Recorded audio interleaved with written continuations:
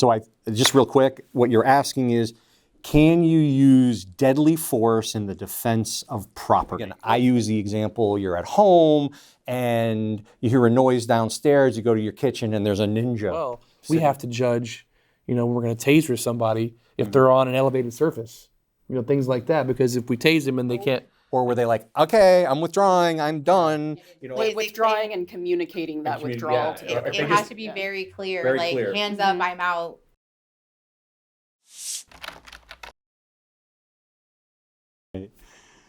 Hi there, my name is Joe Gersten. I'm a criminal defense lawyer here in Las Vegas, and we have an esteemed panel of experts that we're going to be talking about self-defense in the Valley. So I'm just going to ask each of the people here to go around and introduce themselves. I'll start. So my name is John Abel.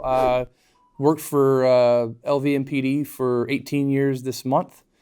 All in patrol in a patrol capacity, except since 2018, I have worked for the LVPPA, which is the Las Vegas Police Protective Association, as our government affairs director. And hello, my name is Lisa Szyc, and I am an attorney here in Las Vegas with the firm Backus Burden, and I have been practicing since 2009 as a defense attorney in both the civil and criminal worlds. And I am Karen Mishler. I'm a prosecutor in the Clark County District Attorney's Office. I've been a prosecutor for about 9 years now. Okay. We've got some questions that were given to us from some of you, the viewers, so I think we can kind of just jump in there, and I'm going to ask Karen to just pick a question that she thought was interesting, and we'll get started there. I would say first, does Nevada have a duty to retreat law or doctrine, and under what circumstances does it apply? The short answer is no. There is no duty to retreat in Nevada prior to using self-defense or deadly force, provided the person is not the original aggressor, has a right to be legally where they are when they're using that force, and is not engaged in criminal activity. And that's what we would call the stand your ground law. We do have a stand your ground law, which is what Karen just explained, which was, yes, you can on the street stop if somebody comes at you and defend yourself. Castle doctrine, as you understand, is the idea that when you're within your home is your castle, you don't have to retreat. Whereas common law back in the day, you had to retreat to the wall, okay? We don't have that here. If you're in your house, you don't have to go anywhere to protect yourself. But what happens when I'm outside of my home? Do I still have the right to stand my ground? Yes, I mean, that's what Karen was basically talking about. As long as, and I hope I get this right, as long as you're legally allowed to be where you are, you're not the original aggressor, and you're not committing a crime yourself. Those three things are there, and you can stand your ground. Is self-defense an affirmative defense, and if so, how does that impact trial? Right. So, kind of interesting. If there's a self-defense situation, a stand your ground situation, is it affirmative defense? So yes, if you get prosecuted, you have to let the other side know that you're going to be exercising that defense. And then how it affects the trial is that will then change the burden of persuasion from the state, which usually has that burden, to yourself, or the person making the claim, and then they have to prove their case, which would remove usually your Fifth Amendment privilege to not testify at a trial. However, Nevada's kind of interesting because even in a self-defense case, the state actually is still obligated to prove beyond a reasonable doubt that the defendant did not act in self-defense. Yeah. So that's not the case in every jurisdiction, but that's the case here. I've dealt with this, is if you have an order for protection against domestic violence, does it have any impact on self-defense, and if the adverse party tries to hurt you at a later date and you defend yourself? So, yes, having order for protection. So what I found is having order for protection can strengthen a self-defense claim if the party uses force against the individual named in the order, as it indicates a prior history or threats of violence. Yep. Interesting thing about these orders for protection, when one gets served on you, if you don't necessarily lose your gun rights when that happens, but you will in Nevada lose your CCW if you have one. So with an order of protection, once it's served, the sheriff will, if you have a CCW or CFP, concealed firearm permit, they will pull that from you until the conclusion of the matter.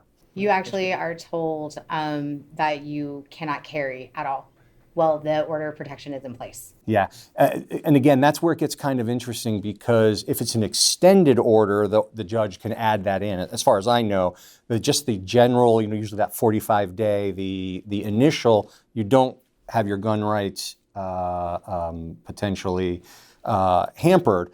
You can be limited in terms of your purchasing power. You might not be able to purchase. You can get your CCW pulled.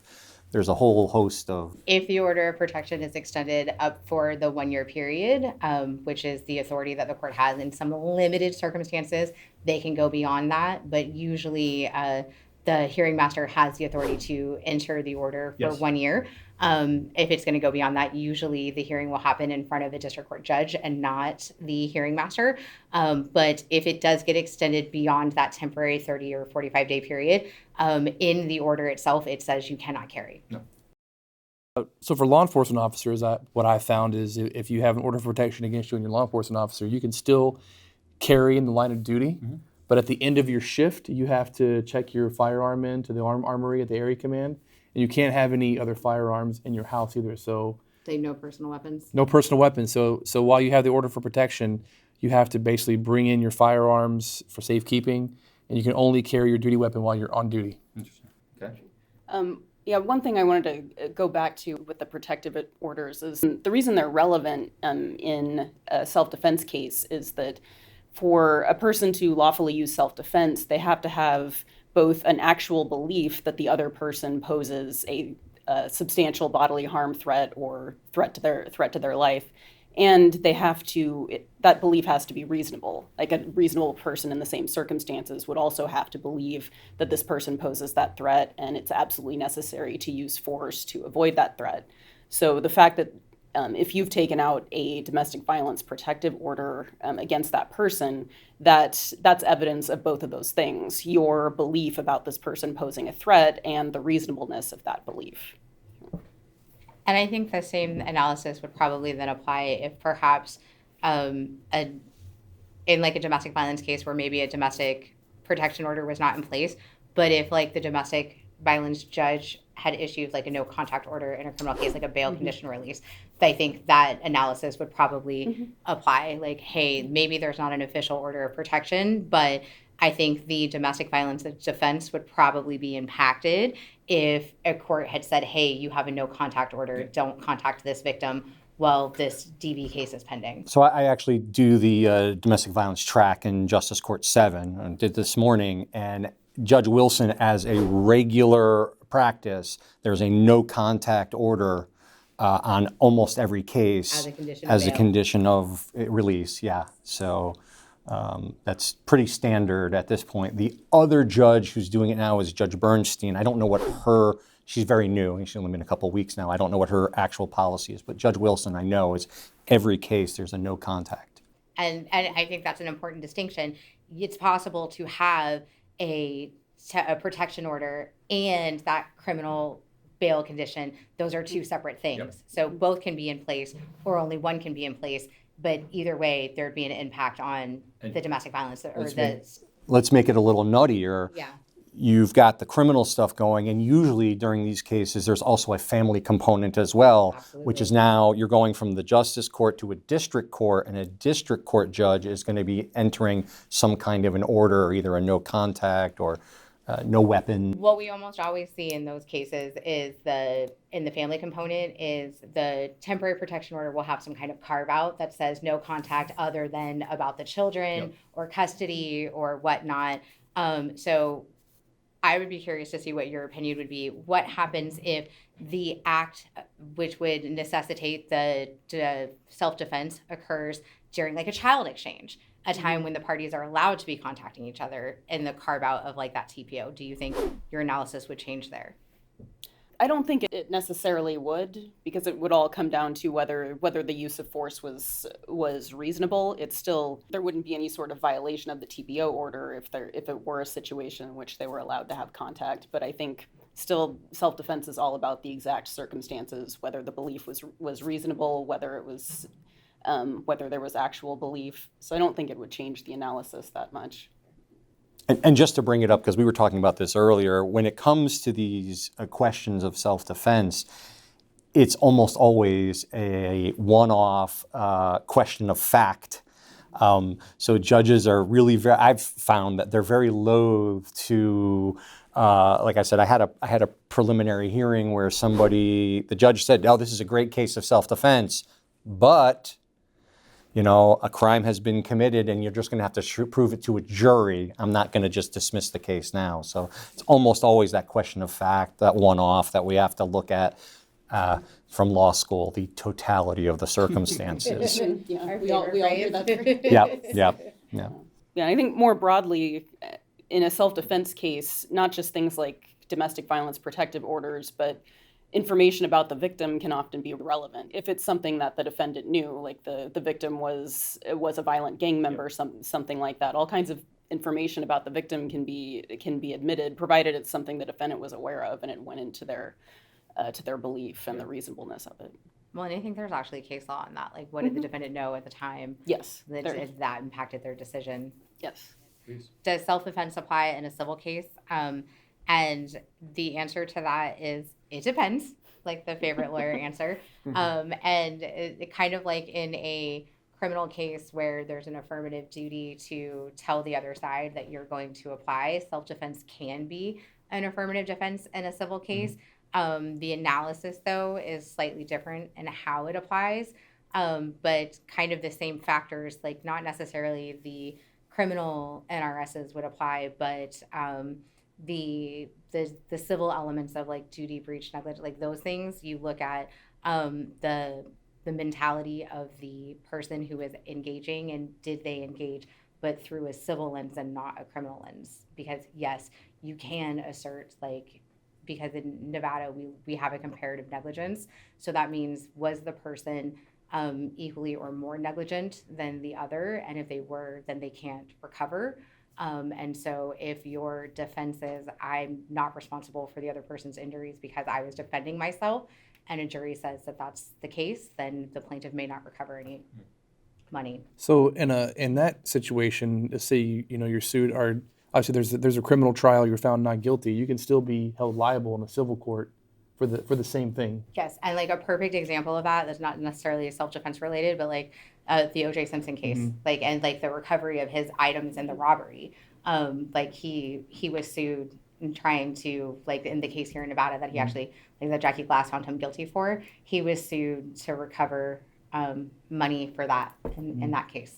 On the flip side, which is kind of interesting though, is if in Nevada, if you are caught up in a shooting case and you're either acquitted after trial or the police / DA decide not to prosecute, there is a statute allowing for civil immunity so that you don't have to go through these types of cases, one after the other. So if on the criminal side, which is the higher burden of proof, if they find that it was, I hate to use the term, but a good shoot, then you cannot be sued by the either victim or their estate afterwards because you have civil immunity. And whereas if you are found criminally responsible, that is what we call per se, and that can be used as evidence to meet the lower evidentiary standard in the civil case. So there's less, the civil lawyers would have to do less to prove their burden, essentially, if the criminal case happens faster than the civil one would. I'll start. I'll do this. So does the right of self-defense end at any point? And added note, I think the context here has to do with an aggressor being armed after incapacitation. And yes, generally the right to self-defense ends once the threat has been neutralized or the aggressor is incapacitated and no longer poses a threat. So often I have people will ask us. I'm a police officer, and I'm not a lawyer, so this is not to legal standard. Probably better for you. Yeah. Don't worry about But people ask me, if someone breaks into my house and I'm home, my family's there, and I shoot them, am I going to be covered? And I'm like, oh, of course, you have self-defense, stand your ground, things like that. I said, but there is a boundary. Is if you incapacitate someone and they're not armed anymore, they're no longer a threat to you, and you stand over them and empty every bullet you have in your gun, then there would be could be some criminal liability there. Yep. So Yeah, and I don't think that's an absolute, right? Like, yeah. Yeah, so I'm actually also a firearms instructor. I can do CCW certifications, and what I try to explain to my students in those situations is from 90 to 179, okay, as long as the person is sort of upright, you can defend yourself. Once the person hits the ground, that's it. You have, as you said, neutralized the threat, stopped the threat, whatever it is. Your goal is not to essentially kill the person, it's to stop the threat. So yeah, that's a really interesting situation if you keep going on that. But then again, I always get the questions also about what if they're on PCP or things like that? What do you do? And it's like, again, totality of the circumstances. It's that particular case is we have to look at it that way. well, right, and then there's that old saying, don't bring a gun to a knife fight. Yep. Yeah. Right, what's reasonable in the situation that you're in? There's so much that and in that moment, you're probably not going to process it the way that you would if you weren't the adrenaline pumping, because no one stops to think what should I be considering here when you're in that situation that somebody is breaking into your house, because it is the place that you should be the most protected, when you should have the most comfort. But when there's an intruder, you probably just go high alert, adrenaline pumping, things to think of. But I like the way that you just put that 90 to 179. Yeah, as long as they're, and again, here's where it gets kind of interesting again, because in these classes, people will ask me, oh, I'm in my house, what if somebody, breaks into my house? Well, there's a statute that talks about, in Nevada, we have a presumption.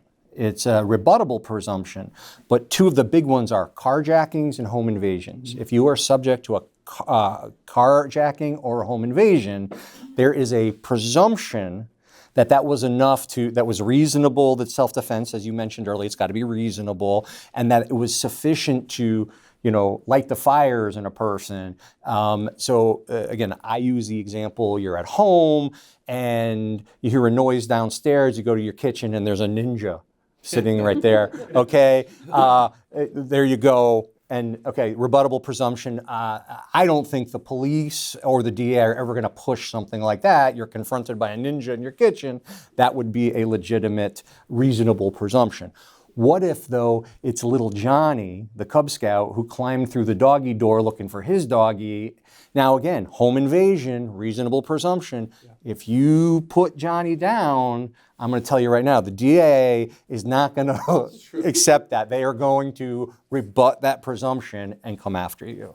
Moving into the law enforcement world, we deal with a lot with officers using deadly force, and what we've seen now is with body cam and things like that, recording these officer-involved shootings is, it is self-defense, and we have to be able to explain every round fired out of our firearm. And we've had instances where there have been like one or two volleys, and the officer has to explain to the detectives, at what point, what made you, why did you make the decision to fire the second volley? And they have to really explain, what was going on, and mentally when they use deadly force as to why they chose to fire a second volley. Yeah. I find that interesting because, again, it's the process. It's just the way it works. But when an officer is involved in a shooting, okay, they will come, they'll collect his firearm, and he's on a 3-day, I think, wait before he's going to make any statements or anything. Typically, usually they try to give him, two sleep cycles. Okay, 2 cycles. Whereas the average citizen, that doesn't happen. No.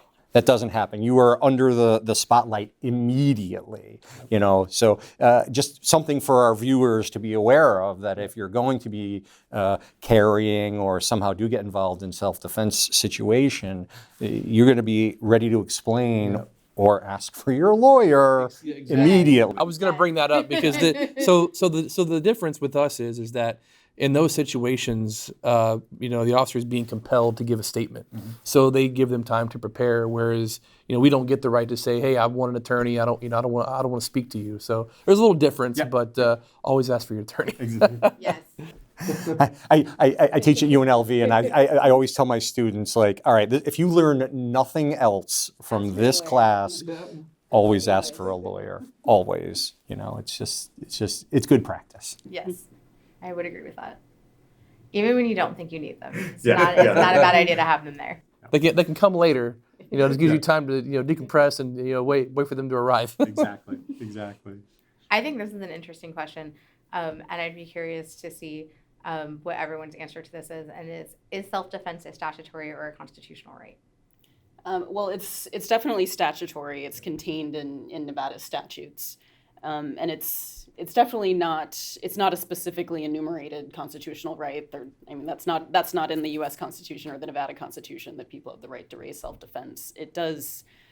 In a lot of recent U.S. Supreme Court cases dealing with the Second Amendment, they do talk a lot about self-defense, particularly the right to a self-defense of one's home. Right. And so it's not technically an enumerated constitutional right, but there is a long-standing sort of tradition regarding self-defense. So it does seem to get some sort of extra protection, but the U.S. Supreme Court has never said that a state absolutely has to have self-defense. To take it away would be unconstitutional. And you brought it up earlier, just again for the audience, NRS 200.120, 130, and 150. Those are are essentially our self-defense statutes that allow for that kind of thing. And the Supreme Court cases, Heller in 2008, I think it was McDonald, and I can't remember if it was 10 or 12, and then obviously we've got Bruin that just came out, where that again the U.S. Supreme Court finally came out and said essentially that you have the right outside your home to carry a weapon for your self-defense. Didn't actually say you have a right to self-defense, but you have the right to carry the firearm for your self-defense. So that's that sort of line of cases that has come out. And it's very interesting. Sorry, I don't want to go too far, but the Bruin case was interesting because that's that case where they came out and said there had to have been a historical analog case, and there were no laws back in 1789 when all this stuff was written. There were no laws. So it's going to be really difficult for people to find, for, again, the government to continue to, I don't want to use the word limit, but just, assert control over your Second Amendment rights, because there just was nothing then. How can you have it now? So it's going to be interesting to see in the future how that goes. Yeah, they've somewhat managed to, the argument or the conclusion they've raised, they've been talking about the right of self-defense as having such a long-standing tradition. They've been citing like old Blackstone legal treatises from like the 18th century. So it's sort of, that's how they're sort of explaining that. Not everyone agrees. No. But I think the way we'd say is that's how they're expanding the right to carry self-defense, et cetera. The way the court is made up at this point. Yeah. Interesting, because I agree that it is statutory and not constitutionally based, but I think there are some people who would vehemently argue that there's a constitutional basis for it, just by the fact that there's no black letter writing. Well, so the interesting thing is, if you go back, if you read the Second Amendment, it says, a well-regulated militia, the right to keep and bear arms should not be infringed, and people go, oh, well-regulated.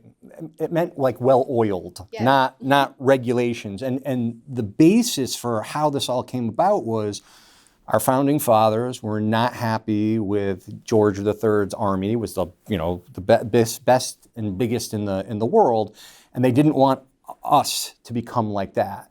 So instead of having a standing army, we had militias. And here comes the problem. If you start taking away individuals' rights to have their firearm, when the bell goes off, ding, ding, ding, assemble on the green, if you've taken away all of your citizen soldiers' weapons, you won't have a defense force. Yeah. So that's kind of the basis for where our Second Amendment came. So again, it was, it's militia, which is that self-defense. It's not actually a standing army. So again, it's a little bit more history probably than I should be going into, but that's where it all came from, was that. If you're protecting friends, family, or even strangers, can self-defense still be used? And the answer to that is yes, absolutely. And they don't have to be loved ones. They can be complete strangers. So the same sort of laws apply in the defense of others is what we And there's an actual statute on that Yes. spells that out. Interesting though, what I find when in the language of that statute, it says it actually spells out relationships, mother, brother, father, sister, and then it says, or any other person in your company. Yes, I mean, it has to be a person in your presence. I don't know why the statute bothers to list all of these other people, because person would cover it all. Right, exactly. But that's where we are. Because we like to be very verbose. Lawyers And being verbose. someone- shocking. Getting paid by the word. Someone once argued that the statute was ambiguous, so they said, let me make it as clear as possible. We will identify all Yes. possible relationships and, oh yeah, anyone else. Including, but not limited to. Yeah. And then that next question was again? Well, and then Number 9. Pets. So if you can defend others, can you defend your pets? So just real quick, what you're asking is, can you use deadly force in the defense of property? Well, specifically the question is, does self-defense apply if protecting a pet? Right. But we can expand it to, can you use deadly force if protecting property in general? I went the other way because I'm like, Yeah. a pet is property. Sure. I love my dog. Legally. I love my dog. Don't mess with me and my dog. But the reality of it is it's still a...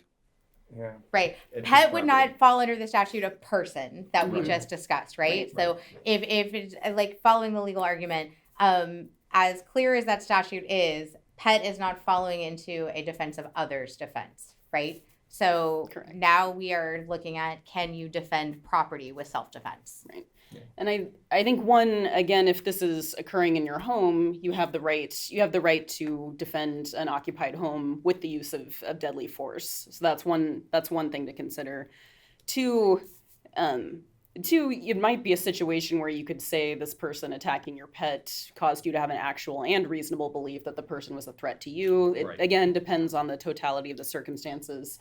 And then 3, we've talked about the justifiable homicide statutes in Chapter 200, but there's also the statutes in Chapter 193, which talk about, they use the term resistance rather than self-defense, but you have the right to resist someone committing a crime, like both to persons, but as well as to property. So you could use, at the very least, like non-deadly force to Non-deadly. prevent Yep. this. Like to pepper try and prevent spray an or- offense. Pepper 'Cause it spray is- or- yes, because it still is an offense. I mean, I'll give you an interesting situation. I had a particular matter where someone was told, don't come on my property, you're trespassing. They still came on the property, and they were a contractor, and they were trying to remove something they had installed. It was a contract dispute. So a very They- self-help situation. Yes, exactly. Okay. The person stepped up on the first rung of a ladder, and then the landowner pushed them off the ladder. Okay? Which you hear that and you're like, ugh.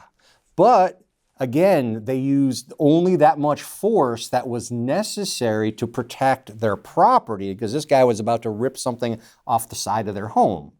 So it was actually in North Las Vegas, and it was a really interesting question because we sat there and went back and forth, myself and the city attorney, about, hey, because there's not much written about use of non-deadly force. There's not much out there. Do you have to judge how high they are up on the ladder? Because think about it, if you're one rung up, you push the ladder, you're probably not going to fall and break your back or potentially, cause a brain bleed and, cause them to die. But if he's I don't 10 know, rungs we're in up, Las Vegas, so immediately my civil defense brain goes, that's a TBI and it's sprain and strain, and he hired a plaintiff's attorney, and that homeowner got sued, and the homeowner's insurance rates went through the roof.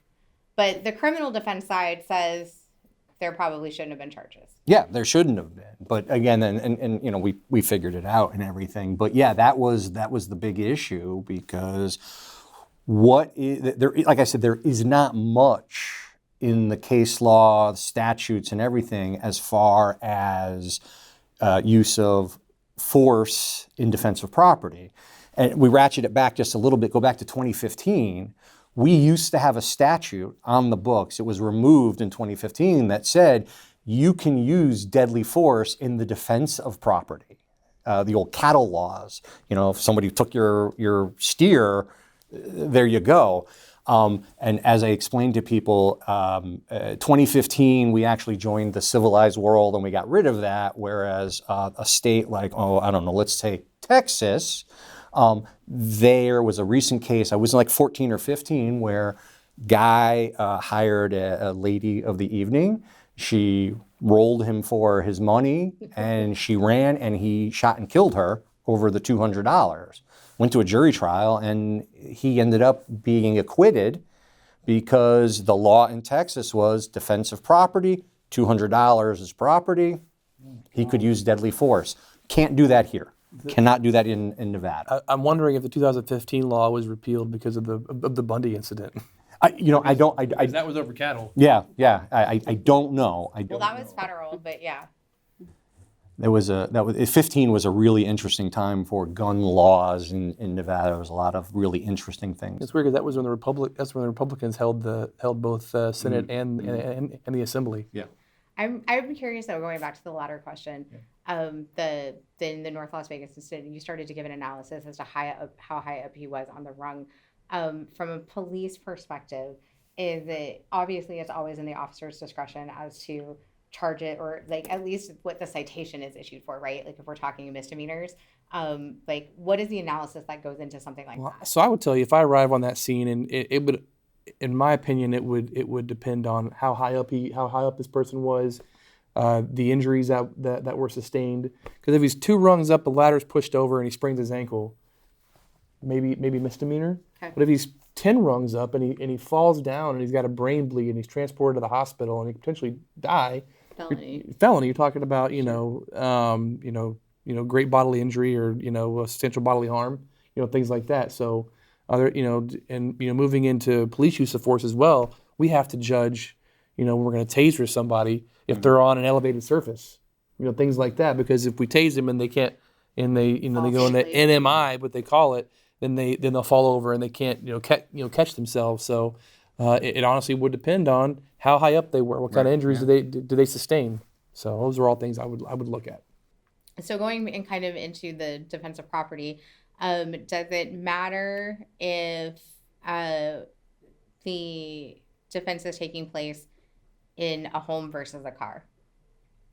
Well, again, we have that rebuttable presumption. So if you're in a car and there's a situation, or you're in a home and there's a situation, again, you have that rebuttable presumption. So the presumption is that, as you mentioned earlier, that it stirred I forget the terms they use, in the statute they talk, the reasonable, it has to be a reasonable belief. It can't be in the spirit of revenge and things like that. So, that's the situation. Again, rebuttable.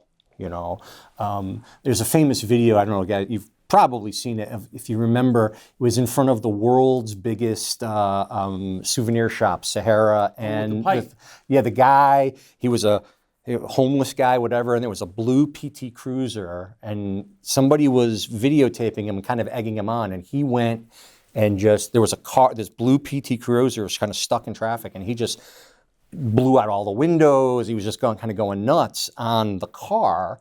And the question was like, could they have shot him? Could they have run him over? What could they have done? And the reality of it is the car is an extension of you. And again, that law wasn't in place at the time, but had it been, yeah, that's essentially a carjacking. I mean, we don't know if his intent was to actually take the car, but reasonable presumption. If you watch this video, it's pretty awful what this guy does. Yeah, it's pretty awful. What happens in that situation, in your opinion, if somebody is going ham on a car with no one in it? Like my car's parked in my driveway, or even in a parking lot, I walk out and somebody's just beating my car up and I'm like not in my car. We call this guy. Yeah. Right. We call this guy because Yeah, I would say deadly. You can't use deadly force, but I would think you could use reasonable non-deadly force to stop them. I think if you had pepper spray, you could pepper spray them. But I don't think that you could, pull a handgun out and shoot them. And even looking at like road rage, I've been on calls before where the passenger it's a road rage situation and the passenger gets out and sort banging on the window. And the driver's like, well, that was a carjacking or attempted. I'm like, no, it's not. It was road rage. You guys were fighting over something in traffic, and his intent was not to steal your car or pull you out and kill you and take your car. It was to get upset at you for whatever happened in traffic. So. Yeah, that's exactly right. You can't use deadly force against a person unless they pose a threat of serious bodily injury. So that's why if it's just an unoccupied car, then they're not threatening an actual person with bodily injury. Yeah. The road rage situation, though, going back to that, not he gets out of the car, but starts following me home. Does the analysis change? I don't. I guess it depends, in my opinion, because I put myself in that situation. Someone's following me home. What am I going to do?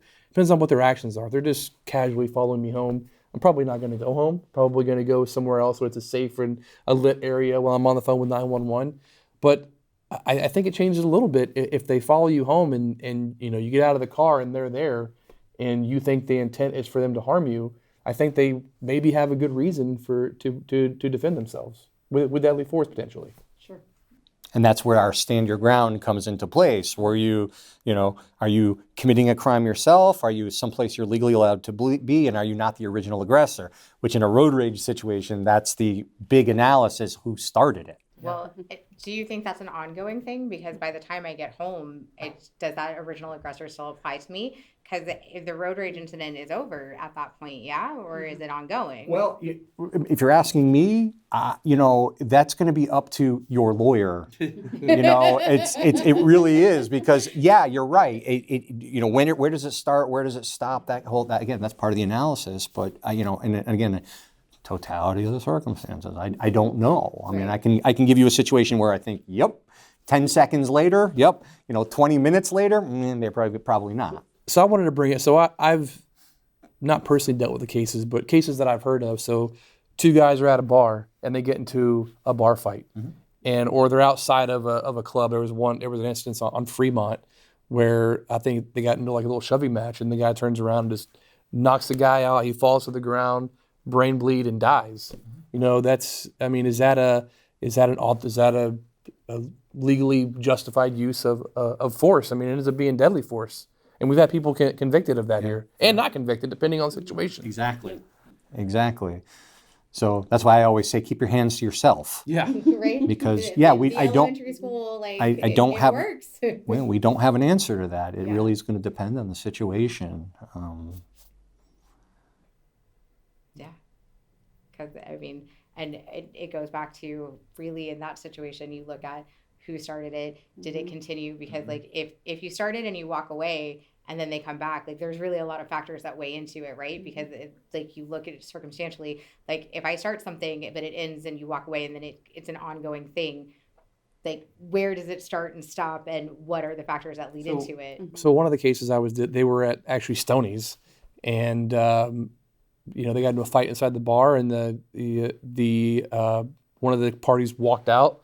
The guy followed him and grabbed him. He turns around and clocks him. He gets knocked out, falls to the ground, and the guy gets a brain bleed and dies. Initially, this person was arrested, but the charges ended up being later dropped. Right. Because of that, after the video and witnesses are interviewed, video is viewed, it showed that, hey, he was leaving the situation, and this guy followed. If you withdraw, again, that's what we were talking about. If you can be the initial aggressor, and as long as you sufficiently withdraw, and I'm out of this, then it could change. It could then flip-flop to go if the other person continues. But that's part of the calculus. Depends. How were you just did they just walk out, or were they okay, I'm withdrawing, I'm done? Withdrawing and communicating that withdrawal. It has to be very clear. Hands up, I'm out. out the door. Because I don't know that you're walking out to go to your car to grab your gun. And coming back. I don't know. So yeah. Like that's the communication part is really clear. Huge. It has to be clear. Like, all right, it's over. So I have a question. These are just, jogging my memory. I spent 13 years in patrol, so I've responded to all types of calls, home invasions, things like that. And I remember I responded to a home invasion early in my career where there was a man at home, like late morning. Someone's trying to break into his home and trying to open the door, and the homeowner basically pulls a gun out and points it at him and says, "Hey, stop." The guy does not stop. He's trying to open the door. So the homeowner shoots this person through the sliding glass door, and it was considered a good use of self-defense. And that's intriguing because usually it's not. If the door is closed and they're not coming through, until they come through, I tell this to my clients, until they come in, 911, go lock yourself in the bathroom, do all that kind of stuff, because until they're actually in. But we had one recently. It was, and it made the YouTube they were trying to break in, and the guys inside like blew right through the walls and the door, but it was really clear that the people outside were coming for a home invasion, as opposed to, there was a case that happened in Detroit maybe like 7 to 10 years ago where an older gentleman in his 70s was in his home. It was like 3 o'clock in the morning. A young girl came to his door, wrong house. Yep. She was drunk, wrong house, and she tried to come in, and she went through the screen, but then there was a regular door. He shot through that door because he's in jail, okay, or prison. I mean, he's there because she was not posing an actual threat. Yeah. Until you get through the door, you're not posing a threat. Well, there was a case here a couple years ago now, because tract homes in Vegas, these neighborhoods all look alike, and the houses all are kind of very similar. And there was a party going on in the neighborhood. A person had left the party and then came back to the wrong house, and they were intoxicated, and they were trying to get into this house they thought where the party was at. They were kicking the door, and the homeowner told them, "Hey, stop coming in." He actually shot him through the door, but he was not charged with any kind of crime. So I've been on 2 of those, one in which my client was charged and one in which my client was not charged. And it's both of them really came down to the facts and circumstances. The one in which my client was not charged, as soon as the person came and started to come through the door, they got on the phone, they were calling 911. They had the operator on the call, and my client actually shot a warning shot through the bottom corner of the door after giving several commands. "Hey, stop trying to come in. You have the wrong house. This is not where you want to be," because it was like a drunk situation. And even with the warning shot, the guy did not stop. Like, he was still trying to come in through the door. And so at that point, it was clear his intentions were to come into this house, like, no matter what. And so, like, you can hear the shot on the call. He shot another shot through the door, and at that point he ended up clipping that. I don't think he died right away. Like, I think he died later in the hospital, but like, he did get clipped through the door. And the charges were not filed in that case because you hear the entire thing, and it's very clear my client is repeatedly saying, "Do not come into this house." And you hear the rattling on the door, like, so. But and the one where the charges were filed, a little bit later in the situation, the client calls 911, and so I don't know in that case how long the perpetrator was trying to come through the door. The facts are very, very similar, but my client is not trying to as aggressively tell this person, "Hey, don't come in my house." And that ended up being the deciding, the difference there. Whereas in the first case, the client was very adamantly saying, "Do not come in my home. You have the wrong home." And in the second situation, it wasn't that, and that made all the difference. And that had to have been great lawyering, because warning shots in Clark County, I don't think I've seen one yet where they haven't been charged. I mean, it's, and you can tell us probably more succinctly, but I mean, there's very little tolerance for that warning shot. It's just, nope. I think the only thing that saved that case was that the entire thing was reported. Yeah. Like that's really my client calling 911 as soon as the person came to the door. Well, Probably the only thing that in saved my it. opinion, it comes back to reasonableness, right? It comes back to reasonableness is that, when you look at the elements of deadly force and you look at, have you done everything that you can to not use deadly force? And that's what cops have to consider when we use deadly force is, at the end of the day, preclusion, right? Yep. Do we have we done everything possible that we can do? And it can happen in a split second, right? But there's times when, have we, did we try to de-escalate? Did we try to, could we have tased them? Could have been. There's times when you don't have time. They pull a gun out and you got to shoot. But facts matter, right? And so in that case, the person that wasn't charged, fired the warning shot, called 911, was screaming, like they were fearing for their life. There's a difference in, don't come in my house, I have a gun, you don't want to come in here, and violently, fearing for the life of you and your family. That's when, the facts matter. I always find that intriguing because, again, when I teach my firearm classes, we talk about the continuum, where A might be stop, B might be I have mace, C might be I have a baton, I might have a taser, where Z, the final stop, is the firearm, the deadly force. So we explain that continuum, but then you also just brought in what I find interesting, civilian versus law enforcement. You have a 4-part test when you're encountering something which includes preclusion. Okay, it's part of your manual. I've seen it. We as civilians don't have preclusion because we're not trained like that. But you are trained on the baton, the dog, the. So you actually have an extra step that you have to go through, which is more than what a civilian might have to go through because of that particular thing. But it's also good though, because if you're talking about maybe like a civil trial as well, or even in the criminal trial, juries, in my opinion, would consider that. They would consider, did you do everything that you possibly could, especially in the mistake of fact shooting, right? They're going to have, they're not going to worry about if the person there is actually trying to break into your home and cause you harm and they have a firearm. But if it's a kid going to a party and they mistake the wrong house and then you took their life, they're going to want to see, hey, what did you do to warn this person that you have a gun? Because they didn't realize they were in the wrong house. Yep. I think juries would consider that a lot. Well, and especially like in that situation when the mistake of fact with the kid trying to get into the wrong house, they were probably intoxicated, they're probably young, and like juries are going to relate to that and look at that, and so like they need to know, hey, every reasonable step was taken to save this child or this kid's life or young adult's life or whatever, where this person's life. Yep. Like, does self-defense apply if the person attacking you is unarmed or armed with an inferior weapon and you defend yourself with a firearm or superior weapon? Does it have an impact on self-defense? Well, I think about this, and so I once taught college. I taught at CSN. I taught a criminal justice class, and I would ask, kind of morbidly, I would ask some of the females in my class, do you think right now, if you and I are alone in a room, that I could, with my bare hands, take your life? Most girls say, probably. Ask them the same question.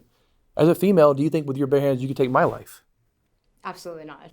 Right? No. Exactly, no. Right? And I assert that not even with a police officer, but just when you're talking about gender differences and things like that, right? Like, well, I don't hit girls, so right. Well, but anyway, so is that female officers are taught that when deadly force for them might be easier to meet than a male officer because they're smaller stature. They're against maybe a much bigger person who can grab a hold of them, possibly strangle them or choke them. So if they're a smaller stature female officer, maybe using deadly force for them is more justified than someone like me, who can defend myself better. And I think about that with maybe females too, right? Is if you're on the street and maybe you have a gun and you're running, you're jogging, and someone comes up and is trying to say sexually assault you, that's substantial bodily harm, right? Is it justified to pull your handgun out when you think that's happening and use deadly force? And I would say yes, depending on the circumstances. The statute itself says that it can't be a bare fear. It has to be a reasonable fear. So I always use the example of, look, if my grandmother turned to me and said, hey, Joey, I'm going to kill you, when swinging her cane, when you've got a threat and you've got a weapon, am I going to pull out a gun and put a cap in her? No, I know, because it's not reasonable. It's a bare fear. It can't be in the spirit of but say revenge. it's a top-ranked MMA fighter who's in your face saying he's going to kill you. Yes. That's a different scenario. Yes. Well, and even if he doesn't have a weapon, essentially, I'd argue that in that instance, the Yes. MMA fighter himself is probably the weapon, right? Like, you don't need a visible Yes, he's weapon absolutely there. capable of killing you. The Right. Chuck Norris and the registered hands, Right. that's that. Or even like the person, like the Navy SEAL, right? Like, it's like, that's the same thing. You can see somebody wearing like military insignia and think, that person is probably capable of doing me harm without seeing a visible weapon. Right. But then my son, who's about to turn 10 and is about to become a second-degree black belt in Taekwondo, I can still toss him, right? Because he's 10 and I'm like, black belt, so again, that's where, Exactly. not But that I have, Your son could probably take me though. Like, so yeah, and again, the totality of the circumstances, what's reasonable, yeah. Okay, thank you very much, and we'll see you out there. have a great evening.